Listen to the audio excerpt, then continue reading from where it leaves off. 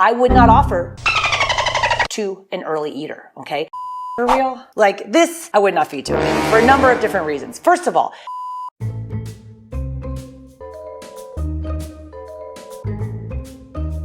crack it.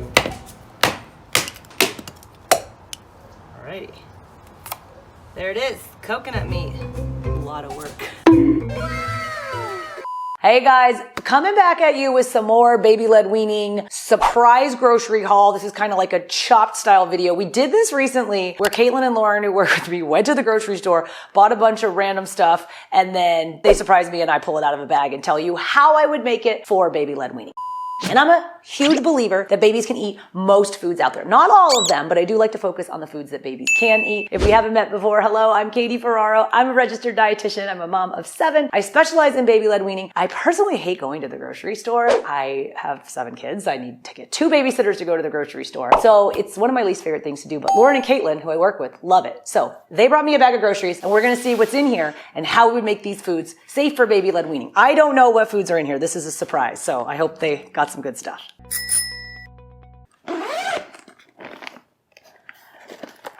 All right, what do we have here? Caprese pasta salad, for real? Like this, I would not feed to it for a number of different reasons. First of all, especially if we're starting out with baby-led weaning. And I'm talking about your earlier eaters. Older babies are pretty much going to be able to eat anything. I know a lot of you guys are here because you're just starting out. I don't do combination foods with multiple textures for babies right off the bat in baby-led weaning. Here's what's going on in a Caprese salad. There's pasta in here. There's dairy in here. Okay, wheat is a potentially allergenic food and cow's milk protein is a potentially allergenic food. If the baby's never had either of those, we don't offer those foods together at the same time because if the baby had an allergic reaction, how would you know which food it was to, okay, or from? Also, a lot of cheese is too high in sodium. For the most part, I like mozzarella. It's one of the softer cheeses, but I would just buy mozzarella on its own, getting the lowest sodium version when I could, offering it in strips about the size of my adult pinky finger. For pasta, I don't do the little tiny shells like this. I do longer pieces of pasta, things like rotini and penne and rigatoni and cavatappi. Those work great. I like to do the single isolated foods or I'm putting together a lot of combination foods. So hold off on this. I'll eat this for lunch.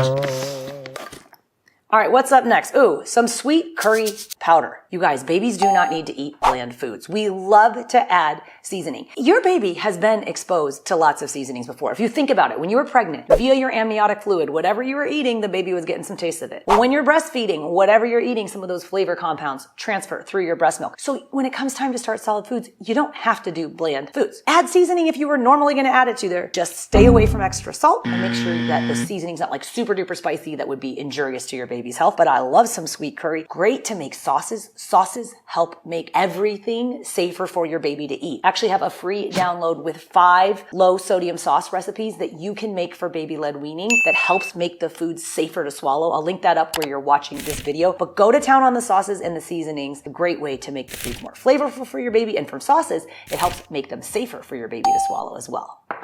All right, what else is in the bag of wonders here? Oh, coconut milk. Unsweetened coconut cream or unsweetened coconut milk is one of my favorite pantry staples for baby-led weaning. Here's why. Coconut is a fruit, but if you offer like the hard, crunchy pieces of coconut meat, it's definitely a choking hazard for your baby.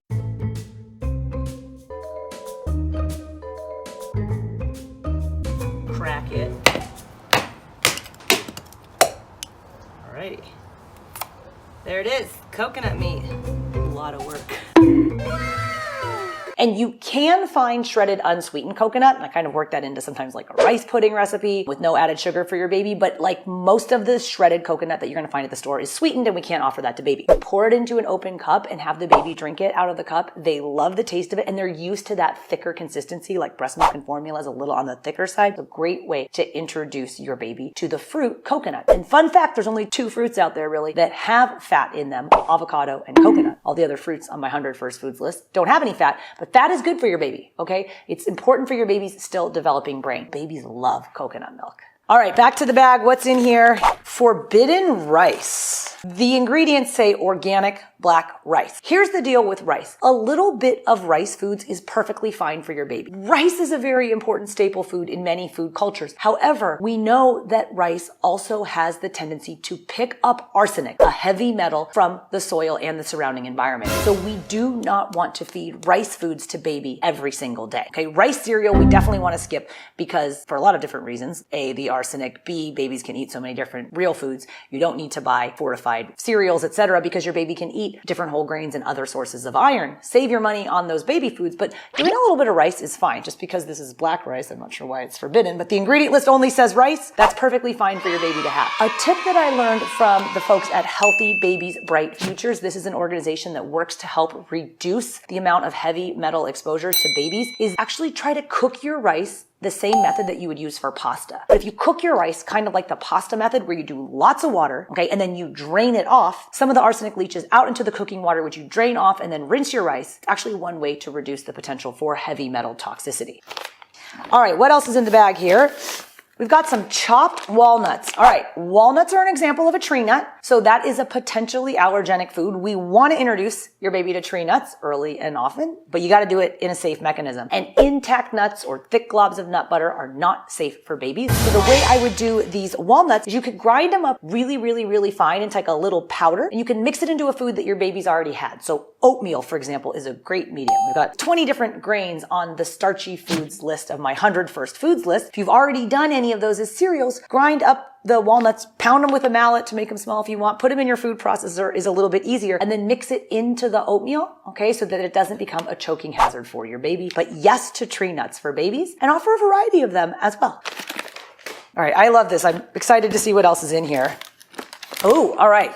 These are cherry tomatoes or grape tomatoes, but they're little tiny tomatoes. Now, I would not offer cherry tomatoes to an early eater, okay? An early eater is in the first 8 weeks of baby-led weaning. Your baby is not going to be able to pick these up. We always, for the cherry tomatoes, cut them into quarters up until age 1. And then even after age 1, we cut them in half. Same thing goes for grapes. Grapes, grape tomatoes, cherry tomatoes, that size food, cut into quarters. But you need your pincer grasp to pick up the small pieces of the cut quartered tomato, and your early eater doesn't have their pincer grasp. They only have their whole hand grasp. So they can't get those little pieces of food and get in their mouth. Tomatoes are perfectly fine for your baby to have. First, sometimes parents are like, I don't want to feed my baby tomatoes because they're a high acid food. You guys, the pH content of the food that you offer your baby doesn't really matter. By the time it gets through the gut, through the stomach, it all kind of comes out the same pH. Now, for some babies that have really, really severe GERD, gastroesophageal reflux disease, high acid foods could potentially cause the spit up to get worse. But one thing I'll tell you is that by the time your baby's starting solid foods, generally their infant GERD, the worst has already passed, and the majority of infant GERD resolves itself by 12 months of age. So you're on your way to less reflux if that's been a problem with your baby. I would hold off on these cherry tomatoes until your baby is a little bit older, because that's when they're safe to move to the smaller pieces of food and when they can actually pick them up. All right, I think I have 2 more. I want this to go on all day, but I've got 2 more items in here. Nectarines, okay, stone fruit, okay? Perfectly safe for your baby to have. Love these when they're in season for babies. Always remove the skins from fruits that you're gonna offer your baby. 2 reasons why. They can be a choking hazard, okay? And also, the heavy metals that I was mentioning earlier with the rice, the heavy metals tend to concentrate in the skin. So we wanna remove that so that we're not offering that to the baby. And the inside is safe as long as it's soft. If you cut the peach or the nectarine apart and it's not really soft, meaning it doesn't pass the squish test. If you put the piece of the peach between your thumb and your forefinger and it doesn't squish or give, it's not safe to offer to the baby. Just poach it. Take the little strips of fruit, put it in a bowl or pan with some water covering it, and cook it for about 5 minutes or until it's fork tender, and then put those strips in the bowl and serve them to your baby. If you're not feeling it on the fresh peaches or you can't get them, you can find canned peaches that are packed only in water or in only 100% fruit juice. Don't do any canned foods that are packed in syrup. Syrup is added sugar and not safe for your baby, but you can get the canned peaches sometimes if you can't find the fresh ones, but definitely offer your baby fruits in addition to vegetables. All right, last item here. I saved the best for last. It looks like it's from the meat counter. Ooh, pork baby back ribs. I love rib meat for baby-led weaning. We actually redid the 100 First Foods list recently, putting rib meat on there. My preference for ribs, country-style ribs, pork or beef, They're fabulous because they're really cheap, because they're super high in fat, okay? And fattier cuts of meat are great for babies. Now, we don't want to serve your baby like a chunk of fat, but when you're cooking a high fat cut of meat like a rib, the fat lubricates the protein in the meat and makes it safer for your baby to swallow. You could cook these ribs until they're nice and soft and shreddable. I always say if you can shred the meat between your finger and your thumb, then it's safe for the baby to eat with their gums. If you serve them with some extra no added salt or low sodium beef broth, we like all that extra cooking juice with meat as a way to provide additional moisture as you're offering a new food like a rib meat to your baby. All right, we did 8 surprise foods from a whole bunch of different food categories. I love this. We had some allergenic foods in there with the tree nuts. We had some fruit with the peach. We had some foods we don't feed because of the size with the Caprese salad plus the sodium. Seasoning, some coconut milk stuff to practice out of the open cup, some meats with the pork meat. This is fabulous, you guys. A variety of foods is what we want to do. If you need some more ideas on foods your baby can eat, all of these foods are actually on my 100 First Foods list. I give that away to everybody on my weekly 1-hour free online training called Baby-Led Weaning for Beginners. You can sign up at babyledweaning.co. It's linked up where you're watching this video. Don't forget to subscribe to the YouTube channel here. I come out with 2 videos each week showing you lots more tips about how to make food safe for baby-led weaning.